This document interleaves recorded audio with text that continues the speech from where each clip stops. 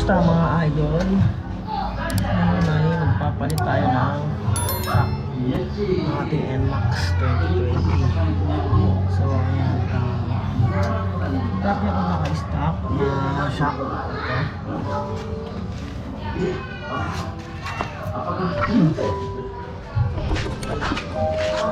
Yan.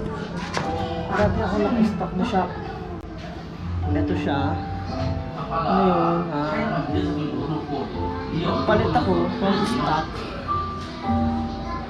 Kalit ako ng Racing Boy MB2. Yan. So ngayon, paano ko siya ulit palitan ng YSS na G series. So sa bushing ng YSS G series. Ayan. So itong bushing na to, pagpapalitin natin gamit yung stock kasi hindi siya hindi ito pasok sa natin, sa kabitan ng shock natin. Yan, pansin nyo, mas maliit yung butas niya kumpara dito sa stock. Mas maliit yung butas nito kumpara dito sa stock. Kaya kailangan natin pagpalitin yung bushing.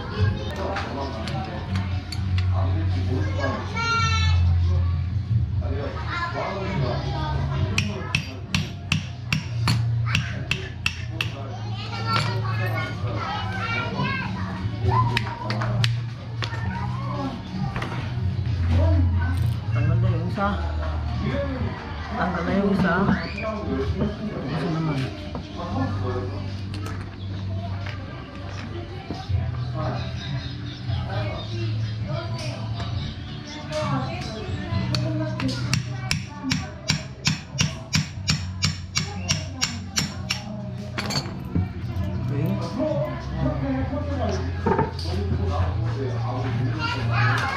Yun, nililipat na natin siya dito.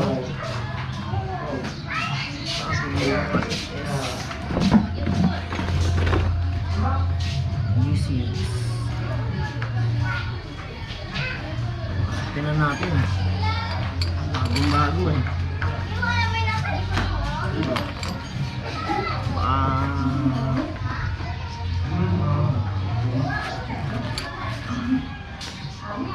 Mabigyan agad-agad.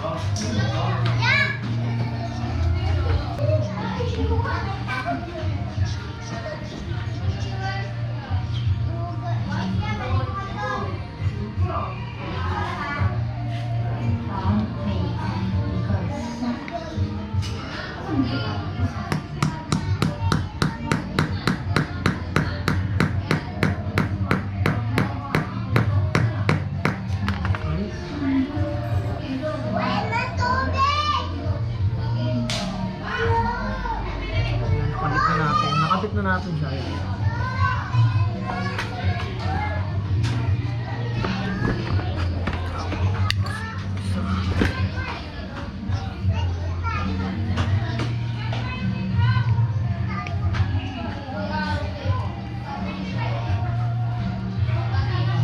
Baka nagtataka kayo kung bakit walang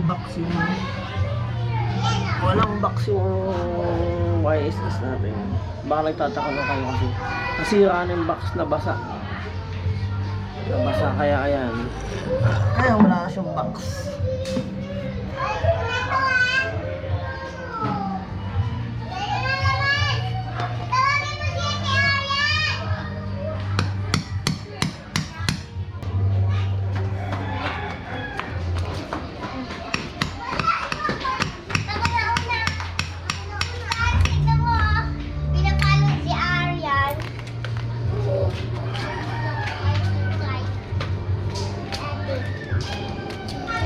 dito. Hello. Dito. Hello, Daddy.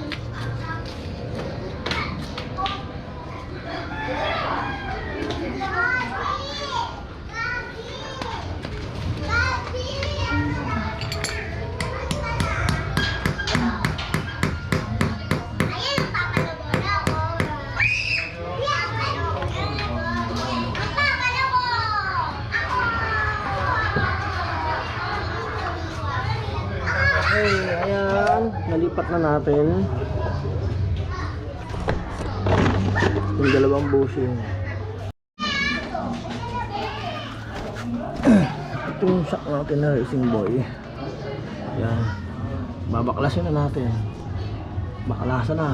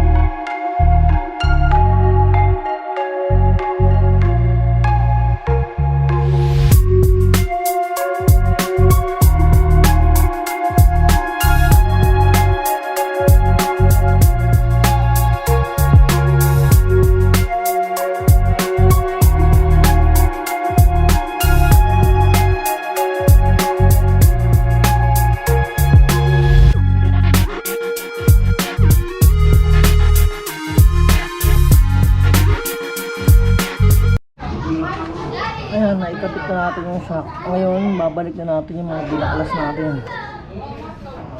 Ayan, natrabaho talaga. Natrabaho talaga pagpapalit yung shock. Lalo na kung gusto ikabit talaga ng maayos na maayos. Hindi ka tatamakin magbaklas. Yung mga kailangan baklasin para maikabit siya ng maayos. At di ka rin mahirapan magsikip ng mga tornilyo niya, mga ano niya, bolt niya. Ayan, ano, babak. Ayan, ito ng baklasan, kabitan na.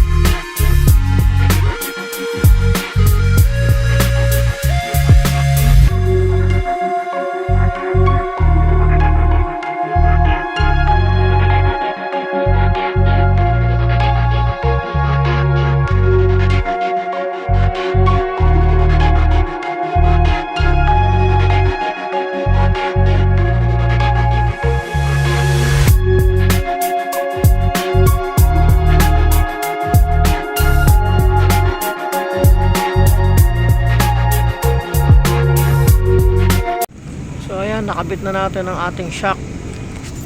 Ayan na siya ngayon. So kung para sa akin, okay naman pala yung laro ng shock, yung play niya. Kumpara doon sa Racing Boy. Wala kasi akong budget, no, kaya nag Racing Boy muna ako. Kasi ayun nga, tipid mode. Budget meal lang na siya ang hanap ko dati, kaya nagtsaga muna ako sa Racing Boy. Sobrang dumi lang na motor ko, papalinis ako maya maya. Ayun, tapos ko lang magpalinis ng motor.